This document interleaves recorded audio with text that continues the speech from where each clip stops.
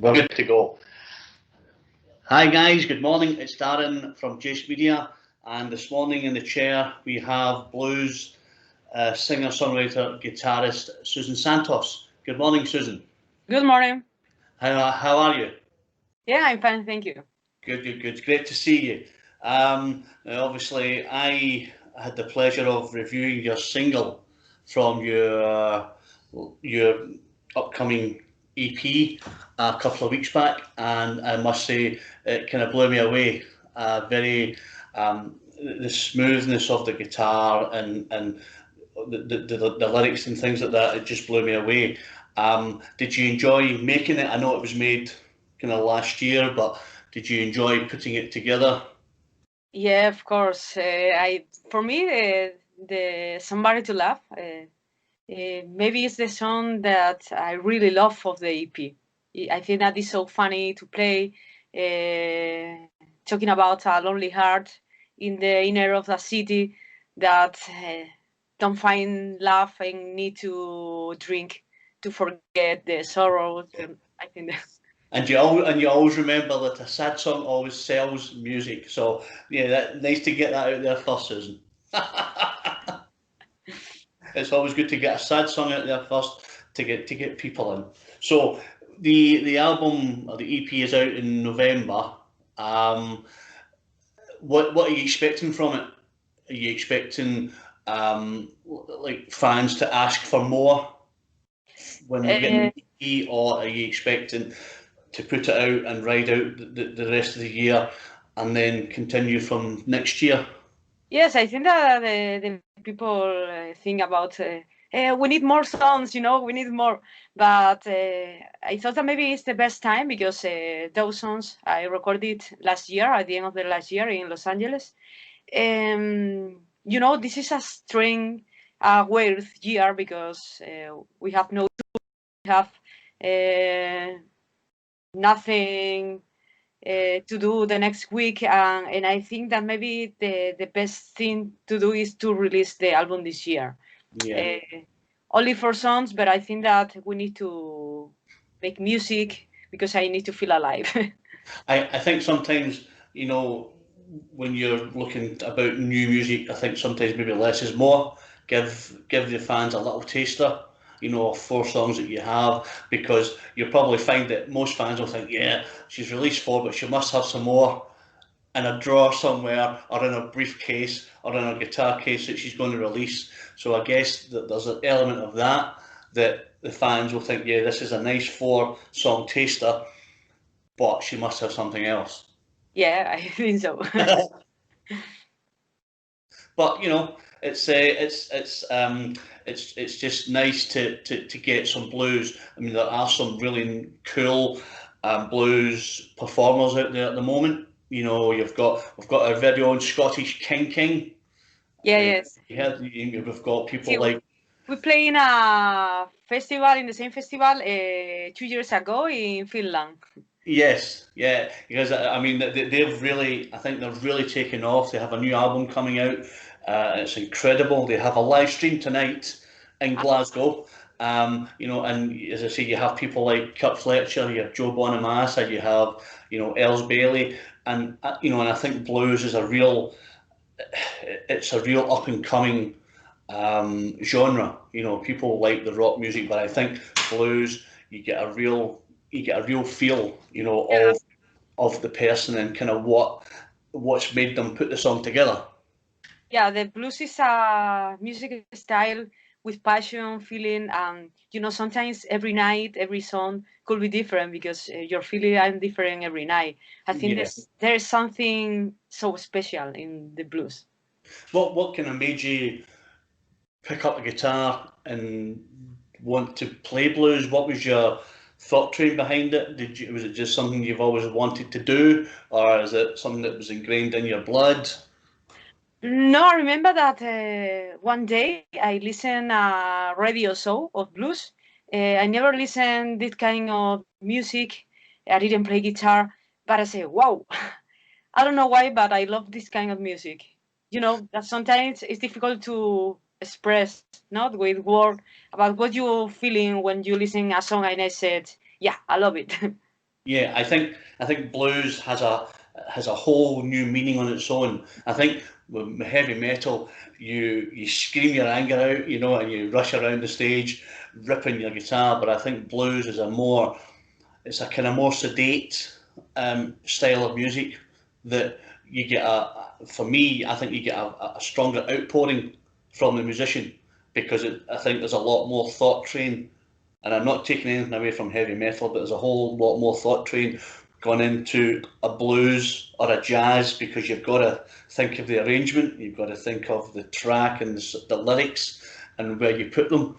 And I think it just has a quite an easy feel. You know, you stick it on your CD player or your iPod, and you can just float away. You know, and not have to think too much about you know kind of what made you put that song on that album. And I think it's a real nice vibe. You know. Yes, true. And on the other hand, blues is the root of the a lot of kind of music like rock and roll.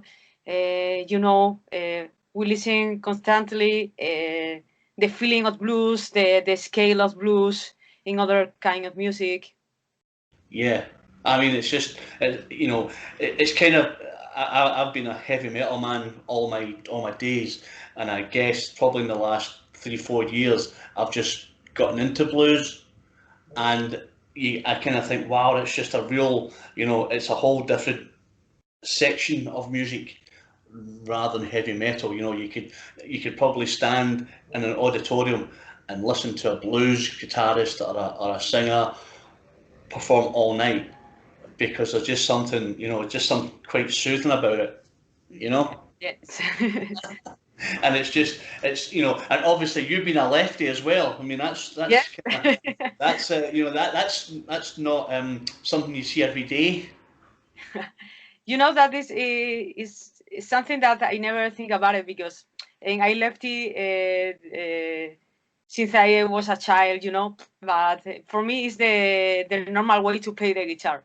But I could play like a right-handed, but it's different. I prefer my right lefty Nice guitar. to be different, Susan. It's nice to be different because you get a lot of people that come out on stage and you go, "Wow, left-handed."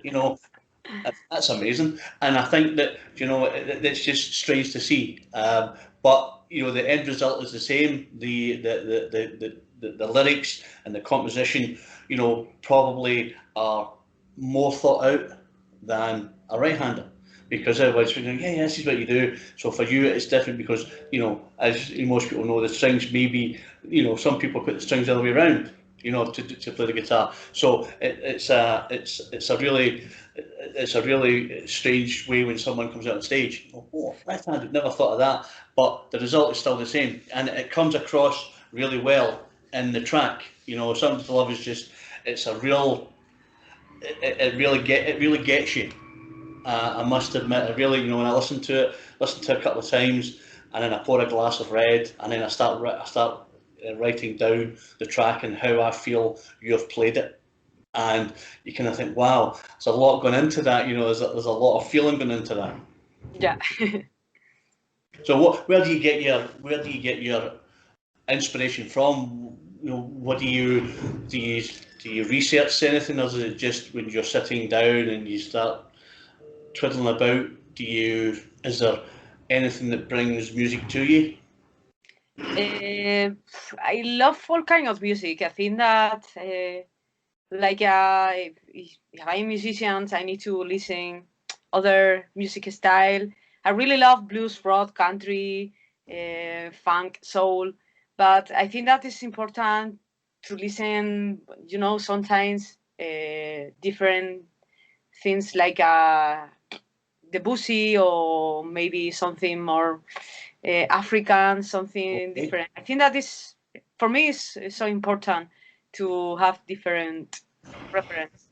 Yeah, different styles, absolutely. I think it's important because I think if you're kind of the same, people go, well, that's another record that she's just put out.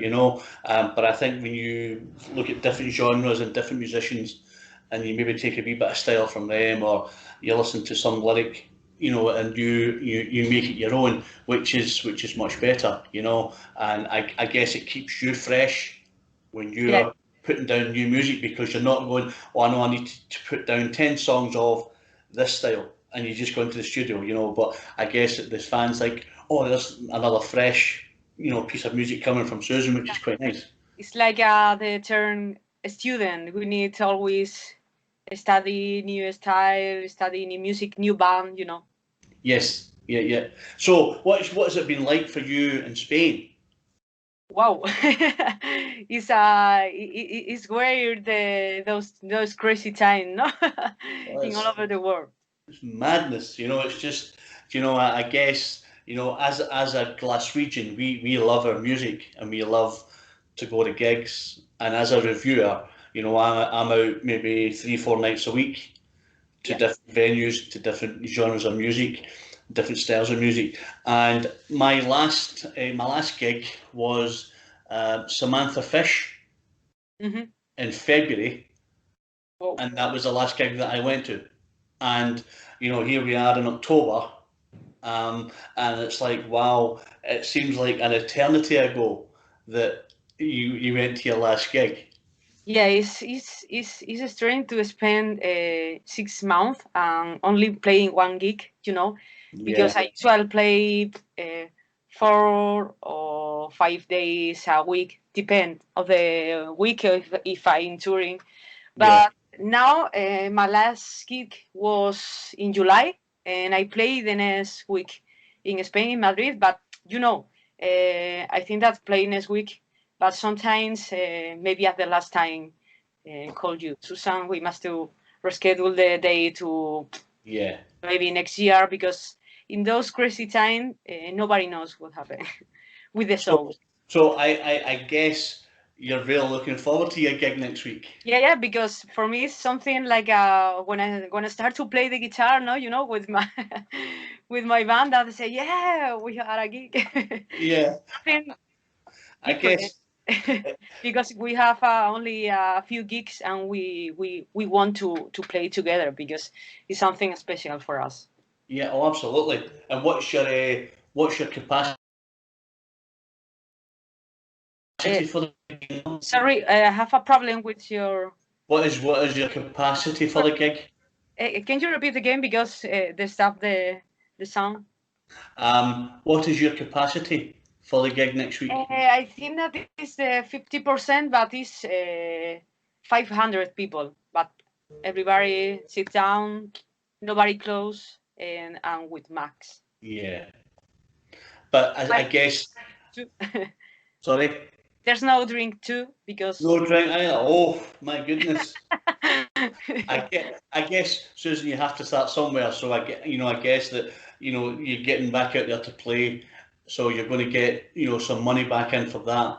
But I guess that's more important than like I suppose for most people for that than to go and get drunk, and listen to someone. So I guess that just you up there with your band doing your thing will be enough. It'll be a nice starter for people, and the hope that that the the lockdown can ease somewhat, to allow musicians to get back out there.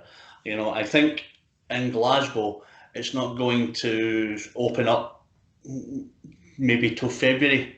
Oh, So that's almost 11 months where, and you're looking at all the venues in Glasgow, all of the places that host music or host, an opening mic event, all closed. Nothing's been moving since March. So I think that, come February, every band on the planet will be touring. And I think that, people like yourself, and all the bands will be out, and I guess that Glasgow will be awash with, lots of talented musicians just wanting to play, yeah, and it's really hard. And as I say, as a reviewer, it's easier for me because I get to review every day, 10 hours a day, different genres of music. But for yourself, and even so that you've made that record last year, and it's almost a year since you've made it, and you're only getting to play possibly your second show of the year. Yeah. So it's, it must be frustrating for you. Yeah, it's difficult because I think that there are difficult times for the music, for the musician, for the band, because we must to pay the house, we must to pay the food. We need to live, we need to work. Yeah, yeah. And what about Um, your other guy? What about your musicians? What are they doing? Are they the same? Are they sitting at home waiting for you, or are they doing projects on their own? yes, I those months I record. I have a studio home. I record a few guitar for another, musician that call me. You can want to, and I make a few TV shows that is, on the other hand, money too. Yes. And I teaching guitar class by Skype too, because you know we need to do something because I need to pay my house, my health. Yes, yeah. I guess when you come from a European tour or a world tour to then go to nothing, it's strange because it's at the moment it's probably like Groundhog Day. Yeah, it's You so get strange. up and it's like, what am I doing today? Nothing, because Yeah. there's nothing. And I guess for you guys that's a real frustration. Yeah. For me, it was so frustration because my last gig of the normal life was the 13th of March in UK. I was touring there and arrived to Madrid with when the government in Spain said we have a state of alarm, and it was strange. Arrived to my house and I said, "Wow, I have no tour. I have all my gigs in Europe, California, Spain, Arkansas. I think I need maybe 10, 15 days to think about it because I don't want to play guitar. I need to think about what can I do this year, because I think that will be you know, like a holidays year, because Yeah, yeah, work, what can I do? And I think that maybe release the four songs could be something different, make something different this year.